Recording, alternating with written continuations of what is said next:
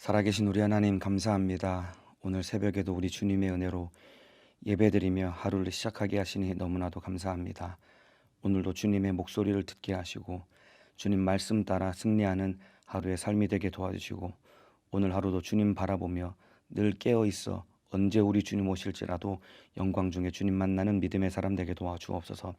오늘도 우리 주님이 무익한 자 쓰실 것을 믿고 감사드리오며 예수님의 이름으로 기도하옵나이다. 아멘. 오늘 새벽에 각 가정에서 예배하시는 우리 성도님들을 주님의 이름으로 축복합니다. 오늘도 예배 승리하시고 긴 연휴 끝에 출근하는 날인데 힘겨운 출근 걸음이 아니라 기쁨과 감사로 승리하는 하루의 삶이 되시기를 예수님의 이름으로 축복합니다. 오늘 은혜 받으실 말씀은 마가복음 13장 28절에서 37절입니다. 은혜 받으실 하나님의 말씀은 마가복음 13장 28절에서 37절 말씀입니다.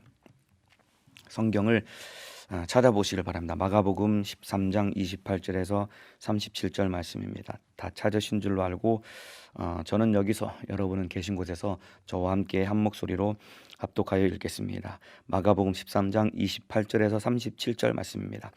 시작. 무화과 나무의 비유를 배우라. 그 가지가 연하여지고 잎사귀를 내면 여름이 가까운 줄을 아나니 이와 같이 너희가 이런 일이 나는 것을 보거든 인자가 가까이 곧 문 앞에 이른 줄을 알라. 내가 진실로 너희에게 말하노니 이 세대가 지나가기 전에 이 일이 다 이루리라. 천지는 없어지겠으나 내 말은 없어지지 아니하리라. 그러나 그날과 그때는 아무도 모르나니 하늘에 있는 천사들도 아들도 모르고 아버지만 아시느니라. 주의하라, 깨어있으라. 그때가 언제인지 알지 못함이니라. 가령 사람이 집을 떠나 타국으로 갈 때에 그 종들에게 권한을 주어 각각 사물을 맡기며 문지기에게 깨어있으라 명함과 같으니 그러므로 깨어있으나 집주인이 언제 올는지 혹 저물 때엘는지 밤중엘는지 다굴 때엘는지 새벽엘는지 너희가 알지 못함이니라. 그가 호련히 와서 너희의 자는 것을 보지 않도록 하라. 깨어 있으라. 내가 너희에게 하는 이 말이 모든 사람에게 하는 말이니라 하시니라. 아멘. 네, 오늘 마가복음 13장 28절에서 37절 말씀을 중심으로 말세를 사는 성도의 믿음, 오늘 네 번째 시간 깨어 있으라라는 제목으로 함께 하나님의 말씀을 나누도록 하겠습니다. 마가복음 13장 재림과 종말에 대한 말씀, 오늘 마지막 시간입니다. 말세를 사는 성도의 믿음 네 번째 시간 깨어 있으라라는 제목으로 함께 말씀을 나누도록 하겠습니다. 한 절 한 절 살피며 오늘 함께 말씀 나누겠습니다. 28절입니다. 무화과 나무의 비유를 배우라.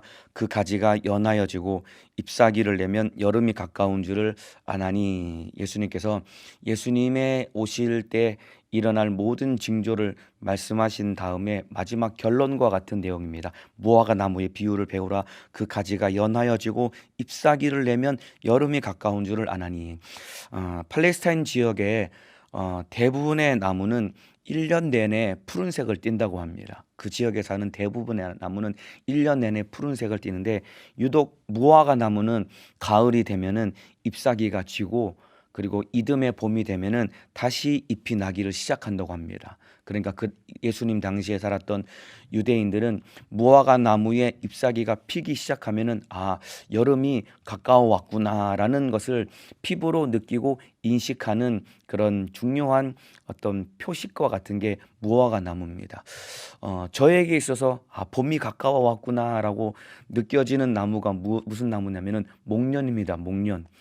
목련이 봄이 되면 이제 며칠 후면은 목련이 꽃을 필 텐데, 제가 사는 이 동네에서 제가 지금까지 봐왔을 때 다른 어떤 나무보다도 가장 먼저 꽃이 피는 게 목련이고, 어떤 나무가 잎이 피는 것보다도 가장 먼저 목련이 하얗게 꽃을 피고 나서 지기 시작하면은 그때부터 다른 나무의 잎사귀가 피기 시작합니다. 그래서 목련이 활짝 꽃이 피면은 봄이 가까웠구나, 저는 그렇게 느끼는 나무가 저에게는 목련입니다. 이와 같이 이스라엘 백성들에게 무화과 나무의 잎이 피기 시작하면은 그 당시 모든 사람들은 이제 여름이 가까웠구나라는 것을 모두가 다 실감하고 느끼는 나무가 바로 무화과 나무입니다. 그래서 예수님이 무화과 나무의 비유를 배우라.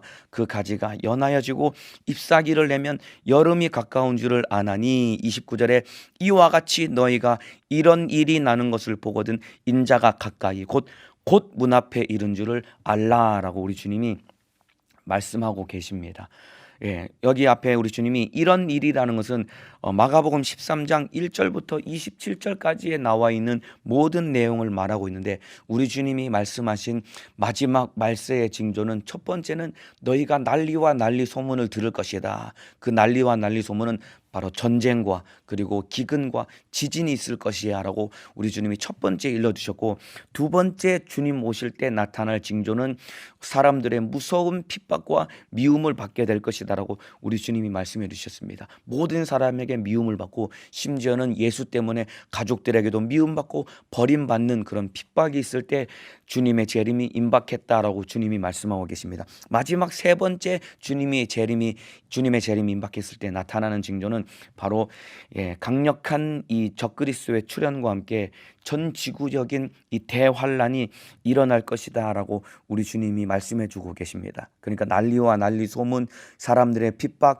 적그리스도의 출현과 함께 대환란이 있으면은 이제 인자가 가까이 곧 문 앞에 이른 줄 알라라고 주님이 말씀해 주고 계십니다. 이러한 수많은 이런 재난, 주님의 재림을 알려주는 이런 재난과 이런 표적들이 나타나는 모든 것들은 한마디로 말하면은 이런 것들이 보거든 주님의 재림이 임박한 줄 알고 너희가 준비하라라는 주님의 사인과도 같은 것입니다. 지금 이런 일들이 우리의 삶 속에 삶 주변에서 일어나고 있습니다. 그만큼 주님의 재림이 임박했다라는 것을 주님이 우리에게 전 세계적인 나타나는 현상을 통해 우리에게 알려주고 계시는 주님의 목소리를 듣고 주님의 재림이 임박했음을 알고 주님의 재림을 잘 준비해서 언제 우리 주님 오실지라도 영광 중에 주님을 만나는 믿음의 사람 되시기를 예수님의 이름으로 축복합니다.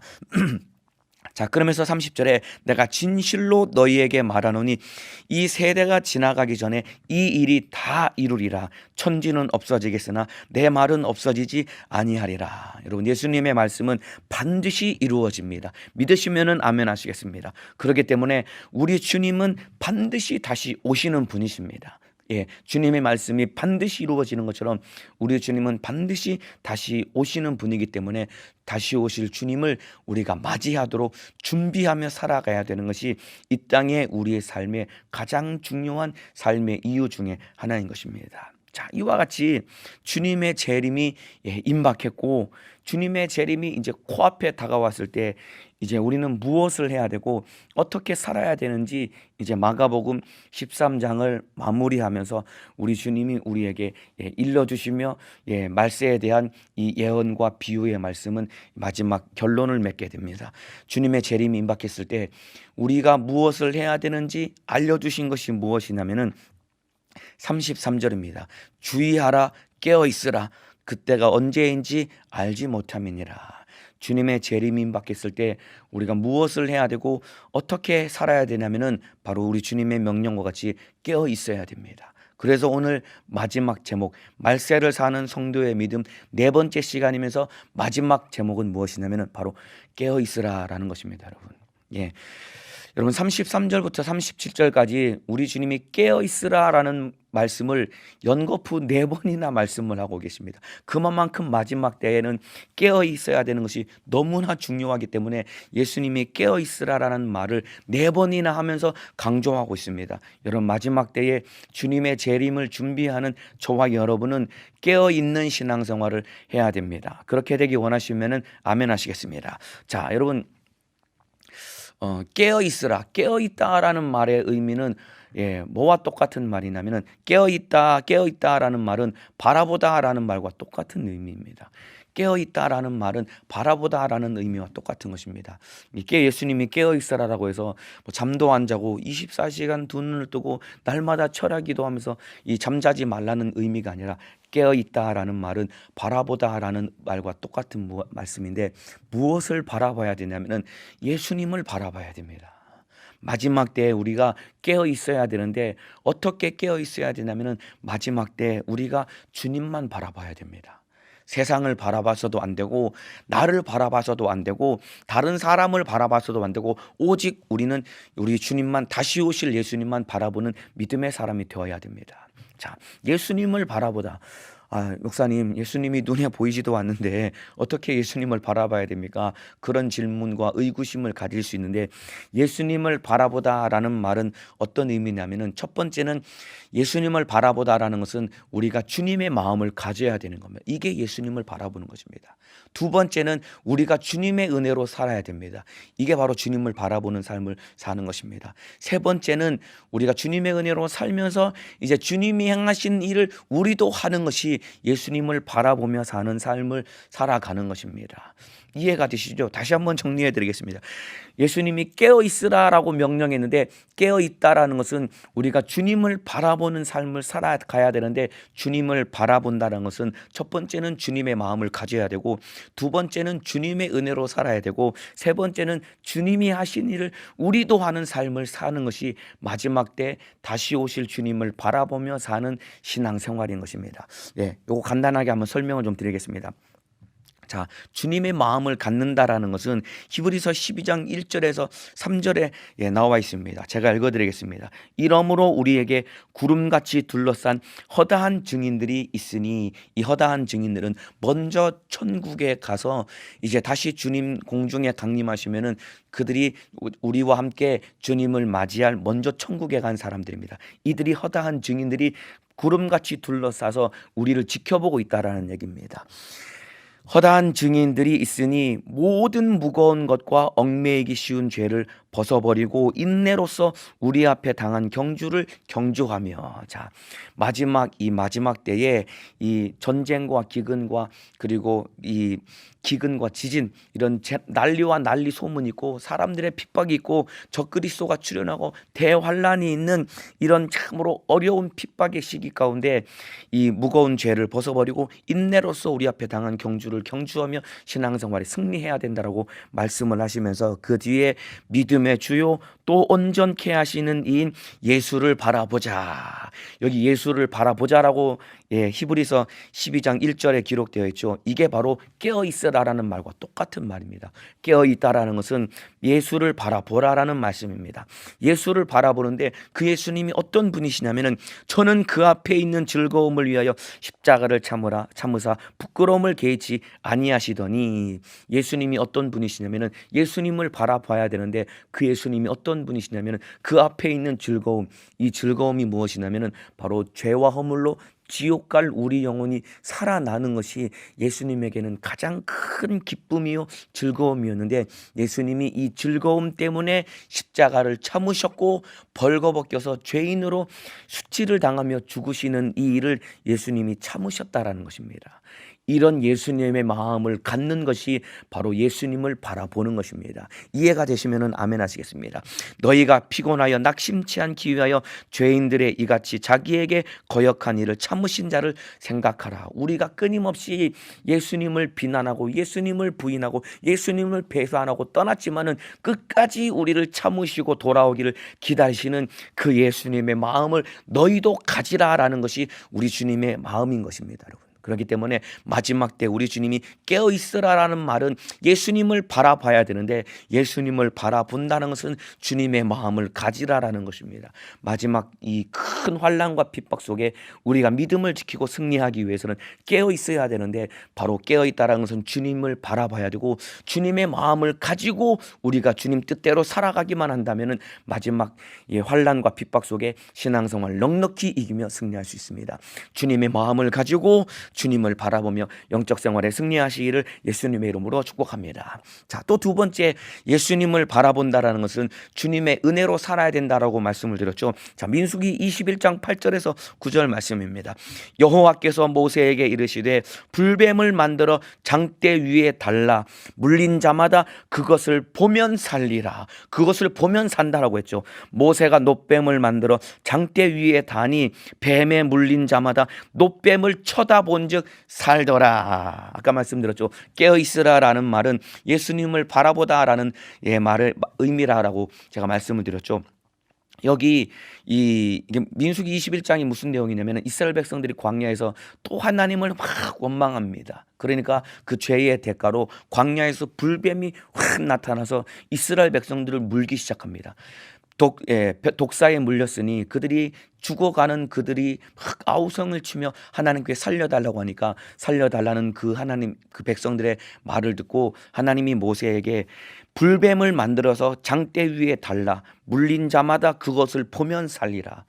독사에 물려서 죽어가는 이스라엘 백성들이 장대 위에 달린 노뱀을 쳐다보면은 산다라고 우리 주님이 그들에게 은혜를 베풀어 주신 것입니다. 여러분, 여기서 말하는 노뱀이 요한복음 3장에서는 무엇을 예표하면은 바로 예수 그리스도를 예표합니다. 예수님이 광야에서 모세가 뱀을 든 것 같이 인자도 들려야 하리니라고 말씀하신 것처럼 이 노뱀, 장대 위에 단 노뱀이 바로 예수 그리스도를 상징하고 예표하는 것입니다. 그렇기 때문에 저와 여러분은 십자가 달리신 예수님을 바라볼 때 바로 광야에 불뱀에 물려서 죽어가던 이스라엘 백성들이 장대 위에 달린 노뱀을 쳐다볼 때 산 것과 똑같이 우리는 십자가에 못 박혀 내 죄 짊어지고 피 흘려 죽으신 예수님을 바라볼 때 우리가 살아날 수 있게 되는 것입니다. 이와 똑같이 마지막 때 깨어 있으라라는 말은 예수님을 바라봐야 되는데 그 예수님은 어떤 분이시냐면 우리 죄를 짊어지고 십자가 달려 피 흘려 죽으신 분이시기 때문에 그 예수님을 바라보고 그 예수님의 은혜로 살 때 환난과 핍박 속에서도 믿음을 지키고 신앙생활에 승리하고 다시 오실 주님을 만날 수 있는 주님의 신부가 될 수 있는 것입니다. 마지막 때 주님을 바라보고 주님의 은혜로 살며 다시 오실 주님을 만나는 주님의 신부가 되시기를 예수님의 이름으로 축복합니다. 마지막 깨어 있으라 주님을 바라보다라는 말의 의미는 주님이 하신 일 너도 행하라라는 말과 똑같은 말인데 이 말씀은 이 말씀과 같은 내용이 어디 나오냐면은 여러분 그 엘리야가 마지막 하나님의 부르심을 받고 들려올라 승천하기 직전에 엘리야 곁에 누가 따라갔냐면은 바로 엘리야의 그 후계자와 같은 제자와 같은 엘리사가 따라가고 있었습니다. 그때 엘리사가 엘리야에게 무엇을 요구했냐면은 갑절의 영감이 내게 있기를 원합니다. 엘리야가 엘리사에게 네가 나에게 무엇을 원하느냐? 선생님, 저는 선생님보다 갑절의 영감이 있기를 원합니다 라고 그렇게 요구하니까 엘리야가 뭐라고 얘기하냐면은 가로되 네가 어려운 일을 구하는도다. 그러나 나를 네게서 취하는 것을 네가 보면 그 일이 내게 이루려니와 그렇지 아니하면 이루지 아니하리라 하고라고 기록하고 있습니다. 갑절의 영감이 있기를 원합니다라고 요구한 엘리사에게 엘리야가 뭐라고 얘기하냐면 나를 너에게서 취하여 가는 그 모습을 네가 보면은 그 일이 이루어질 것이다. 너에게 갑절의 영감이 이루어질 것이다 라고 그렇게 얘기를 합니다. 그런데 잠시 후에 엘리야가 겉옷을 내리쳐서 요단강을 가르고 요단강을 건넌 후에 거기서 하나님이 엘리야를 불러가십니다. 불말과 불수레가 확 내려오더니 엘리야를 데리고 올라갈 때 승천할 때 12절입니다. 그 모습을 바라본 엘리사가 뭐라고 이야기하냐면 열왕기하 2장 12절입니다. 엘리사가 보고 소리 지르되 내 아버지여 내 아버지여 이스라엘의 병거와 그 마병이여 하더니 다시 보이지 아니하니라. 다시 보이지 아니할 때까지 엘리사가 보고서 계속 바라보면서 소리 지릅니다. 내 아버지여 내 아버지여 이스라엘 병거와 그 마병이여 하면서 엘리야가 눈에서 사라질 때까지 계속 바라봅니다. 근데 여러분 놀랍게도 엘리야가 들려 올라가는 모습을 계속해서 바라봤던 엘리사가 여러분 엘리야와 똑같은 일을 행하기를 시작합니다. 엘리야가 겉옷을 벗어서 요단강에 내려쳤을 때 그 요단강을 갈라서 엘리야와 엘리사가 걷는 것처럼 엘리야에게 갑절의 영감이 임한 다음에 엘리사도 겉옷을 내리쳐서 엘리야가 갈랐던 그 강 엘리사도 갈라서 그 강을 건너고 이후에 엘리야가 행했던 수많은 일들과 똑같이 엘리사도 이적과 능력을 행하면서 하나님께 사용당합니다. 여러분 깨어 있으라 예수님을 바라보라라는 말의 의미는 너희도 예수님이 하신 그 일 너희도 행하라는 것입니다. 우리가 예수님을 바라보며 주님의 마음을 가지고 주님의 은혜로 살면은 마지막 때에 주님이 행하신 일 우리도 행하며 주님과 같이 사용당할 수 수 있는 것입니다. 그러한 믿음의 삶을 살아가시기를 원하시면은 아멘 하시겠습니다. 그래서 마지막 때 주님을 바라보는 삶은 우리 주님이 행하신 것처럼 우리도 주님이 주신 능력으로 주님과 똑같은 삶을 살아가야 되는 것이 말세를 살아가는 성도의 믿음인 것입니다. 그래서 날마다 깨어 주님을 바라보며 주님이 행하신 일 저와 여러분도 하는 믿음의 사람 되시기를 예수님의 이름으로 축복합니다. 예, 여러분, 저와 여러분은 비록 이 땅에 발을 딛고 살아가지만은 우리는 예수님을 바라보고 살아가야 되는 자인 것입니다. 비록 우리가 이 땅에 발을 딛고 이 땅 안에 이 땅에 속하여서 살아가지만은 우리는 이 땅을 바라보고 사람을 바라보고 안 되는 무지하고 무능한 나를 바라보고 살아가야 되는 사람이 아니라 다시 오실 주님을 바라보며 살아가야 되는 사람입니다. 오늘 하루도 저와 여러분이 참으로 다시 오실 주님을 바라보며 예수로 승리하는 믿음의 사람이 되시기를 예수님의 이름으로 축복합니다. 자, 우리 주님이 이제 마가복음 13장을 마무리하면서 마지막 한 가지 비유를 더 말씀하시고 마가복음 13장 이 마지막 말세를 살아가는 성도들의 믿음을 한 가지 더 비유를 말씀하시고 마치시는데, 마지막 비유는 무엇이냐면은 타국으로 떠난 집주인이 종들에게 일을 맡기는 비유입니다. 타국으로 멀리 떠난 집주인이 종들에게 일을 맡기는 비유인데 34절입니다. 가령 사람이 집을 떠나 타국으로 갈 때에 그 종들에게 권한을 주어 각각 사물을 맡기며 문지기에게 깨어있으라 명함과 같으니 그러므로 깨어있으라. 예, 타국으로 떠난 집주인이 깨어있을 것을 명령합니다. 이 집주인은 바로 예수님을 상징합니다. 그러면서 37절에 깨어있으라 내가 너에게 하는 이 말이 모든 사람에게 하는 말이니라 하시니라. 비유에서 집주인이 타국으로 떠날 때 종들에게 깨어있으라라고 말한 것처럼 우리 주님이 오늘을 살고 있는 주님이 천국에 가 계신 주님이 다시 오실 것인데 그 주님이 우리에게 하신 명령이 너희도 깨어있으라라고 우리 주님이 명령하고 있습니다. 아까 깨어있으라라는 말은 예수님을 바라보라라는 말의 의미라고 제가 말씀을 드렸죠. 또 한 가지 깨어있으라라는 말의 의미는 오늘 마지막 비유 안에서 어떤 의미냐면은 맡은 일에 충실하고 충성되어라라는 의미인 것입니다. 예, 깨어있으라라는 말의 의미는 너에게 맡겨주신 일에 충실해야 돼. 그리고 너에게 맡겨주신 일에 충성된 사람이 되어야 돼 라는 그런 의미인 것입니다. 그래서 마지막 말세를 살고 있는 저와 여러분 우리 성도님들 맡겨주신 일에 성실하고 충성된 사람 되시기를 예수님의 이름으로 축복합니다. 이것이 마지막 우리 주님이 우리에게 간곡하게 부탁하시고 명령하시는 주님의 말씀인 것입니다. 저와 여러분은 우리에게 맡겨주신 일에 성실하고 충성되어서 깨어있는 사람 되어서 언제 우리 주님 오실지라도 부끄럽지 않고 떳떳하게 주님을 만날 수 있어야 되는데, 이와 똑같은 말이 어디에도 나와 있냐면은 고린도전서 15장 58절에 이와 똑같은 내용이 기록되어 있습니다. 여러분, 고린도전서 15장은 어떤 주제냐면은 바로 부활에 대한 주제로 한 장 전체가 부활장이라고 불려질 만큼 부활에 대해서 세세하게 기록된 장이 바로 고린도전서 15장인데 15장 58절은 맨 마지막 절이고 결론과 같은 내용인데 그 결론에 무슨 말이 기록되어 있냐면은 제가 읽어드리겠습니다. 고린도전서 15장 58절입니다. 그러므로 내 사랑하는 형제들아 견고하며 흔들리지 말며 항상 주의 일에 더욱 힘쓰는 자들이 되라.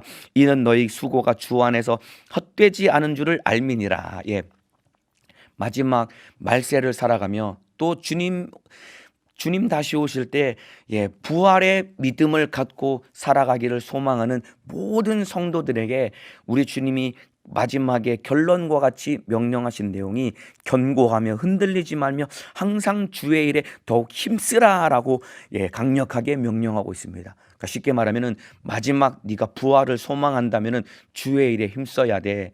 아까 말한 것처럼 깨어있으라, 이 말은 맡겨주신 일에 충성되고 성실해야 돼라는 말과 똑같은 말입니다. 자, 주의 일에 힘쓰라라고 했습니다. 여러분, 주의 일이 무엇일까요? 여러분, 어제 제가 어느 누군가에게 물어봤습니다. 주의 일이 뭐라고 생각합니까? 라고 물어봤더니 그 사람이 대답하는 내용이 잠깐 고민을 하더니 제가 주의 일이 무엇입니까? 라고 물어보니까 하는 대답이 주의 일은 전도하고 충성하고 교회에서 시키는 일을 하는 거요. 이렇게 대답을 하더라고요. 예, 그 말이 맞는 말입니다. 예, 주의 일이라는 것은 전도하고 직분 감당하고 충성하고 교회에서 하는 일을 의미하는 것도 맞습니다. 그런데 여러분, 이것은 사실 이 말은 50점짜리 대답입니다, 여러분. 주의 일은 곧 교회의 일. 예, 이렇게 등식이 성립할까요? 그거는 아닙니다, 여러분. 주의 일은 교회의 일입니다 라는 대답은 사실 50점짜리 대답밖에 안 됩니다. 성경에서 말하는 주의 일은, 잘 들으시길 바랍니다. 성경에서 말하는 주의 일은 우리가 생각하는 교회에서 하는 일뿐만 아니라 저와 여러분에게 맡겨주신 모든 일이 다 주의 일입니다, 여러분. 교회 일뿐만 아니라 나에게 맡겨주신 모든 일이 다 주의 일입니다. 여러분, 직장일, 학생들은 학교에서 공부하는 일, 그리고 우리 가정주부들은 집에서 집안일 하는 일, 모든 일이 다 주의 일입니다, 여러분. 인정하시면 아멘 하시겠습니다. 여러분, 이건 저의 주장이 아닙니다, 여러분. 성경에 기록되어 있습니다, 여러분. 이거 저의 주장이 아니라 성경에 기록되어 있습니다, 여러분. 여러분, 하나님이 교회 안에만 계신 분이 아닙니다. 우리 하나님은 어디에나 계신 분이십니다. 그렇기 때문에 직장에도 계시고 집에도 계시고 학교에도 계시고 길에도 계시고 내가 살고 있는 세상 어디에도 하나님은 함께 하시고 계시기 때문에 내가 어디서 무슨 일을 하든지 그 일은 주님이 나에게 맡겨주신 주의 일이다, 이 말입니다, 여러분. 만일에 여러분 교회 일만 주의 일이라고 한다면은, 예배 드리고 기도하고 충성하는 것만 주의 일이라고 한다면은 우리 세상에서 살면 안 됩니다. 전부 다 기도원에 다 들어가야 됩니다, 여러분. 왜 무익한 세상 일을 왜 하고 앉아 있습니까? 지금 말세의 진말이라고 그렇게 모두가 다 이구동성으로 마지막 때가 임박했다고 얘기를 하고 있는데, 여러분 교회 일만 주의 일이면 왜 세상에 나갑니까? 오늘 출근할 필요 없습니다. 공부하는 학생들, 취업 준비하시는 분들 안 해도 됩니다. 예, 지금 4일 동안 연휴를 보내고 나서 오늘 월요일에 출근할 생각하니까 굉장히 몸도 마음도 무거우시죠. 예, 근데 출근 안 해도 된다고 하니까, 출근 안 해도 된다라고 한다면 너무 기분이 좋을 것 같죠. 아닙니다. 오늘 열심히 출근해서 무거운 발걸음이지만 출근해서 여러분 열심히 일해야 됩니다, 여러분. 여러분, 교회 일만 주의 일이 아니라 모든 일이 다 주의 일입니다, 여러분. 자, 보세요, 여러분. 사도 바울이 여러분 이 데살로니가 교회 성도들에게 일할 것을 강력하게 명령하고 있습니다, 여러분.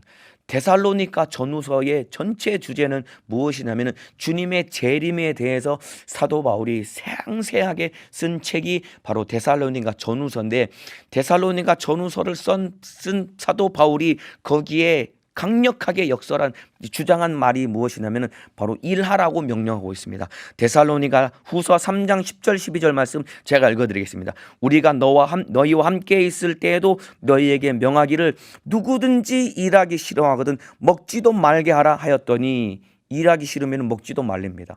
그러니까 밥 먹고 살고 싶으면 일하라는 얘기입니다.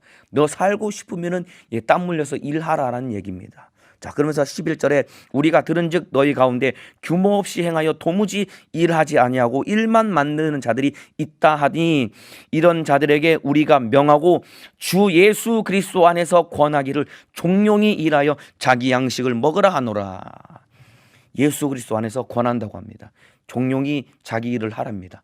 그리고 네가 땀 흘려 일해서 네가 번 돈으로 먹고 살라는 얘기입니다. 여러분, 말세를 살고, 여러분 사도 바울처럼 예수 그리스도를 통해 계시를 받고, 사도 바울처럼 주님의 재림이 어떻게 임하고, 사도 바울처럼 주님의 재림을 정확히 알고 사모하며 살았던 사람은 없습니다, 여러분. 그 바울이 데살로니가 교회 성도들에게 말세를 사모하며 살았던 사람이 데살로니가 교회 성도들이거든요. 그들을 향해서 열심히 일하라고 명령하고 있는 것입니다. 왜냐하면 이들이 주님의 재림이 임박했다고 일하지 않고 그냥 교회만 모여가지고 일하지 않고 살았기 때문에 그들에게 엄중하게 일할 것을 명령하고 있습니다, 여러분. 아까 말씀드렸죠. 우리에게 맡겨주신 모든 일이 다 주의 일이라고 말씀드렸죠. 우리에게 맡겨주신 모든 일이 주의 일임을 말씀하시는 성경 구절이 여러분 골로새서 3장 22절 23절입니다. 제가 읽어드리겠습니다. 종들아, 모든 일에 육신의 상전에게 순종하되 사람을 기쁘게 하는 자와 같이 눈가림만 하지 말고 오직 주를 두려워하여 성실한 마음으로 하라. 여기서 말하는 종들은 누구를 의미하면 이 당시에 노예 제도가 있었거든요. 예, 돈을 주고 사서 부리는 노예가 있었습니다. 노예들 가운데 예수 믿고 교회 안에 들어온 사람들이 있었거든요. 이들이 주일이 되면 모여서 한 형제 한 자매로 참으로 따뜻하게 서로 사랑하고 사랑받는 그런 관계 속에 있다가 주일날 예배가 끝나고 나면은 자기 다시 집 주인이 있는 자기 집으로 돌아가야 되거든요. 그러면 여전히 다시 노예와 같은 삶을 살아야 됩니다. 매를 맞고 막 멸시와 천대를 당하고 주인이 시키는 일을 해야 되는데 그 종들에게 뭐라고 명령하고 있냐면은 무슨 일을 하든지 마음을 다하여 죽게 하듯 하고 사람에게 하듯 하지 말라. 너를 부리는 주인에게 시키는 일을 할 때 어떻게 해야 되면 죽게 하듯 하라라고 엄중하게 노예들 종들에게 명령하고 있는 겁니다. 그러니까 이 노예들이 집에 가서 자기를 부리는 종이 시키는 일, 주인이 시키는 일이 주님께 하듯 하라는 말은 그 모든 일이 다 주의 일이라는 의미입니다, 여러분. 여러분들이 오늘 이제 출근해서 직장에서 하는 일 주의 일입니다, 여러분. 믿으시고 인정하시면 아멘 하시겠습니다. 여러분이 직장에서 출근하는 그 직장 안에 우리 주님이 함께 하신다 이 말입니다. 그 일 주님의 일이다 이 말입니다, 여러분. 또 있습니다. 아내들이여 자기 남편에게 복종하기를 죽게 하듯 하라. 여러분이 꼴보기도 싫고 지긋지긋한 남편에게 섬기는데 죽게 하듯 하랍니다, 여러분. 가정에서 살림하고 남편을 수중 들고 자녀들을 키우고 하는 가정일 주의 일이랍니다, 여러분. 주님처럼 말입니다. 죽게 하듯 하랍니다. 모든 일이 다 주의 일입니다. 그렇기 때문에 교회에서 맡겨주신 직분 이것뿐만 아니라 직장일, 가정일 모두가 다 주님의 일이기 때문에 하나님의 영광을 위해 해야 됩니다. 이것이 저와 여러분을 향한 주님의 뜻이다 이 말입니다. 주의 일은 교회 일, 이것은 50점짜리 대답입니다. 주의 일에 더욱 힘쓰는 자들이 되라. 고린도전서 15장 58절의 말씀에 주의 일은 교회 일뿐만 아니라 직장일, 학교에서 공부하는 일, 가정일 모든 일이 다 주의 일이기 때문에 참으로 무슨 일이든 마음을 쏟아서 주님 일처럼 성실하게 하며 영광 중에 주님을 만나는 믿음의 사람 되시기를 예수님의 이름으로 축복합니다. 자, 여러분 만일에 여러분이 재림하시는 주님을 여러분이 뵙는다면은 그 주님 여러분 어디에서 만날 것 같습니까? 이거 한번 생각해 보셨습니까, 여러분? 만일에 주님이 공중에 강림하실 때 여러분이 주님을 만난다고 한다면은 여러분이 어디에서 주님 만날 가능성이 가장 높을 것 같습니까, 여러분? 어쩌면은 저와 여러분이 말하는 세상이라고 말하는 일터나 여러분이 세상이라고 말하는 가정이나 일터나 학교에서 주님 만날 가능성이 훨씬 높습니다, 여러분.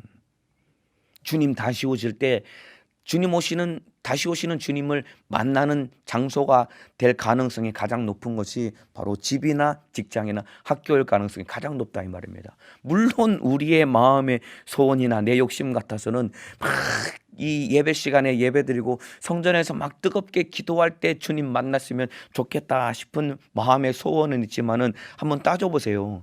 여러분이 하루 24시간 중에 교회에서 있는 시간은 평균 2시간 남짓 그 정도 시간밖에 없다 이 말입니다. 물론 더 많이 계시는 분, 더 적게 계시는 분도 있겠지만은 대충 우리 교인들이라고 한다면은 대충 2시간 정도, 하루에 2시간 정도 교회에 있을 것이다 이 말입니다. 그런데 그 나머지 교회 밖에서 있는 시간, 직장이나 가정이나 일터나 어디 세상에서 있는 시간은 대충 잡아도 20시간이 넘는다 이 말입니다, 여러분. 그렇다면은 교회에서 하루 평균 있는 시간 2시간, 세상에 있는 시간은 20시간, 10배나 차이가 나기 때문에 어찌 보면은 저와 여러분이 교회 안에 있을 때보다 세상에 있을 때 10배나 더 하나님을 인정하고 경외하는 삶을 살아가야 된다 이 말입니다. 그런데 문제는 교회 안에서는 예수 믿는 자 같고 교회 안에서는 하나님을 사랑하지만은 실상 교회가 아닌 우리가 세상이라고 말하는 직장이나 가정이나 그런 학교나 일터로 나가면은 예수님이 안 계신 자처럼 하나님을 경외하지 않고 하나님을 무시하는 삶을 살아가는 것 아닙니까, 여러분? 이것이 문제입니다. 여러분 세상에서 훨씬 더 하나님을 경외해야 됩니다. 여러분이 주님 재림하실 때 주님을 만날 가능성이 가장 높은 곳은 직장이나 집이 될 가능성이 높기 때문에 여러분들이 직장에 출근해 가지고 맨날 지각하고 졸고 있고 불성실하게 직장 생활하는 거기서 주님 만날 수 있다 이 말입니다. 막 가족들과의 관계 엉망으로 하고 집에서 게으르고 나태하고 참으로 불성실하게 살아가는 그 집에서 주님 만날 가능성이 가장 높다 이 말입니다. 그러니까 거기서 가장 주님을 경외하며 우리 주님의 뜻대로 살아가야 된다 이 말입니다, 여러분. 자, 보세요. 32절에 예수님이 그러나 그날과 그때는 아무도 모르나니 하늘에 있는 천사들도 아들도 모르고 아버지만 아시느니라. 주의하라, 깨어있으라, 그때가 언제인지 알지 못함이니라. 예, 우리 주님이 그날과 그때는 아무도 모르고 천사도 아들도 나도 모르고 하늘에 계신 아버지만 아시느니라. 그렇기 때문에 주의하라, 깨어있으라, 언제인지 알지 못함이니라. 예, 여러분, 예수님이 오시는 그날과 그때를 아무도 모르게 하신 이유가 있습니다, 여러분. 왜 모르게 하셨을까요? 왜 그러냐면은 때와 기한을 알게 되면은 첫 번째는 시한부 종말론자들과 같은 이런 극심한 부작용이 일어나기 때문에 그것 막으시려고 우리 주님이 때와 기간을 모르도록 막아 놓으신 것입니다. 예를 들어 보겠습니다. 여러분, 1992년 10월 28일에 담임 선교회가 그날 자정에 주님 오신다라고 그들이 막 주장을 했습니다. 엄청난 많은 사람들이 예언을 하고 계시를 받았다고 해서 1992년 10월 28일에 주님 오신다라고, 여러분, 이때 우리나라가 떠들썩했습니다. 심지어는 그때 9시 뉴스에도 이게 거론될 만큼 사회적인 큰 문제거리였습니다.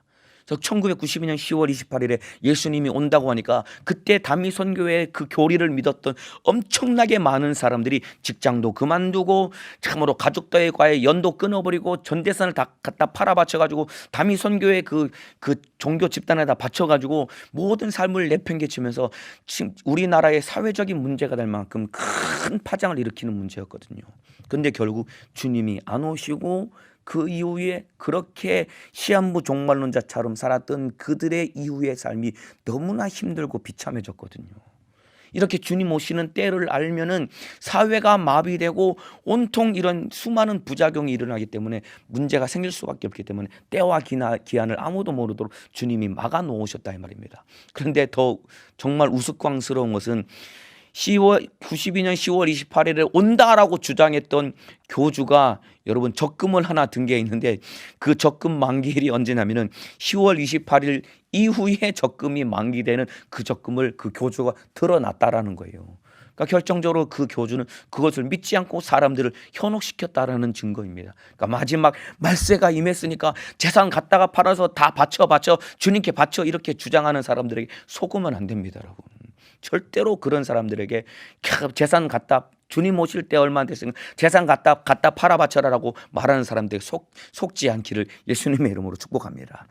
또 하나, 여러분, 날짜를 안다라고 한다면은 무슨 문제가 일어나면은 첫 번째는 시한부 종말론자들과 같이 그렇게 모든 삶을 다 내팽개치고 거기에다가 모든 것을 다 쏟아 부어가지고 가정도 파괴되고 사회도 마비되고 자기 삶도 망가지는데, 또 하나 날짜를 알게 되면은 무슨 문제가 생기냐면은 극한의 방탕이 벌어지게 될 것입니다. 자, 왜 그러냐면은 한번 예를 들어볼까요? 만일에 예수님이 오시는 날짜를 못 박았다고 해봅시다. 만일에입니다. 예를 드는 건 만일에입니다. 만일에 예수님이 정확히 오늘로부터 30년 뒤에 2051년 30년 뒤에니까 오늘이 2021년 이 2월 15일이잖아요. 정확히 30년 뒤에 2051년 2월 15일에 온다라고 만일에 가정에서 생각을 해봅시다. 30년 뒤에. 그러면은 우리 마음속에 어떤 마음이 들겠습니까? 아직도 30년이나 남았네. 앞으로 한참 남았으니까 넉넉히 한 27년, 한 3년 바짝 주님 오실 거 준비하고 27년 동안은 한번 마음껏 한번 놀아보자. 예수님만 잊어버리지 않고 겨우 예수님을 끈으로 붙들고 있고 한 27년 정도 편안하게 좀 마음껏 놀고 세상 좀 즐기다가 3년 바짝 준비해가지고 주님 맞이해야지. 이런 극한의 방탕이 일어나지 않겠습니까, 여러분? 그러니까 때와 기한을 아무도 모르게 하신 이유는 언제나 한결같이 주님을 사랑하며 주님의 재림을 준비하라고 우리 주님이 우리에게 일러주신 것입니다, 여러분. 이해가 되시면 아멘 하시겠습니다. 때와 기한을 아무도 모르게 하신 이유는 언제나 한결같이 오늘 저녁에 주님 오신다라는 이 마음을 가지고 한결같이 주님을 사랑하며 주님 오실 길을 예비하며 주님을 기다리라고 우리 주님이 때와 기한을 모르도록 우리에게 알려주신 것입니다. 여러분. 예, 여러분, 종말에는 두 가지 종류가 있습니다. 우리가 말세 종말이라고 하죠. 종말에는 두 가지 종말이 있습니다. 첫 번째는 우주적인 종말, 예수님의 재림하실 때 전 우주의 역사가 끝나는 우주적인 종말이 첫 번째 종말입니다. 두 번째 종말은 무엇이냐면 바로 우리의 개인적인 종말, 육체의 죽음을 말합니다. 여러분, 종말에는 두 가지 종류가 있습니다. 우주적인 종말, 주님의 재림하실 때 다가오는 우주적인 종말이고, 우리의 육체의 죽음이 도래할 때 다가오는 개인적인 종말이 있습니다. 여러분, 분명하고 확실한 것은 무엇이냐면 이 두 가지 다 점점점 우리에게 다가오고 있습니다.